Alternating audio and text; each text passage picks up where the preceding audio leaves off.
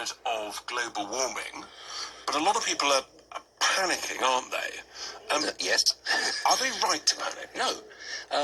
They should relax, basically, simply because if they were to go and look at the natural history of the Earth, which has all been unravelled since these climate myths were created by the UN, they'd find that actually what is happening now is almost totally normal, and the Earth, on the short term, forget ice ages, that's a confusing thing, but for the last 10,000 years, which is a short warm period within an ice age cycle, it goes up and down about a degree at the equator, 2 degrees at the poles, about every 1,000 years. And it's perfectly normal. And the rate of rise now, before people start, obviously people might phone in with this one, the rate of rise is not unusual either. It's about 1 degree in a century.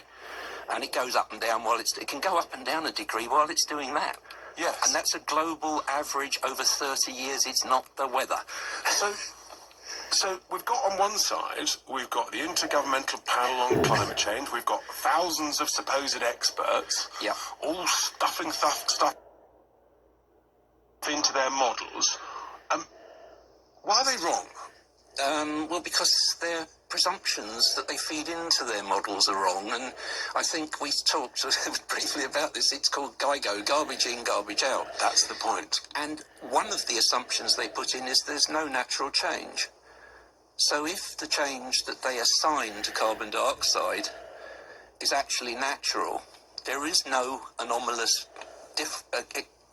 what's the word I want? Additional change to be observed. So it's not actually happening. And there's a very good reason why that could be so. Stop me if it worries you. Which is that it's a very small effect, the greenhouse effect, within the overall parameters of the atmosphere. There are much bigger things at work, like the sun shining on it and the gravity pulling the atmosphere onto the ground, which basically sets what the temperature gradient, all this sort of stuff. But the control is from the oceans. The clouds control. The clouds are the control of Earth's climate stability. So, in a sense, you think that people are panicking unnecessarily, and we've been warming now for the last sort of 150 years or so, give or take, since about 1850. There's something interesting about that period, isn't it? Tell us about that, because why do they choose that point? Well, that's...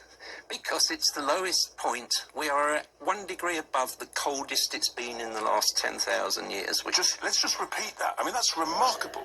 And the other remarkable thing is it's 2 degrees cooler than the warmest it's been in the last 10,000 years, which is the Egyptian and the Minoan period. So this is really important, folks, because this is data, and that essentially... the IPCC, they always talk about that we are 1 degree higher than the pre-industrialization period, that 150 years ago.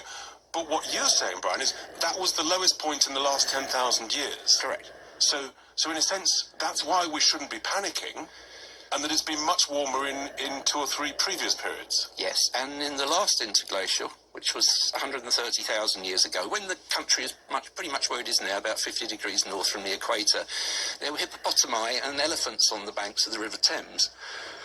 That would be quite a sight now, wouldn't it? It would. And it's well known, this is natural history, and it was 6 degrees warmer than it is now.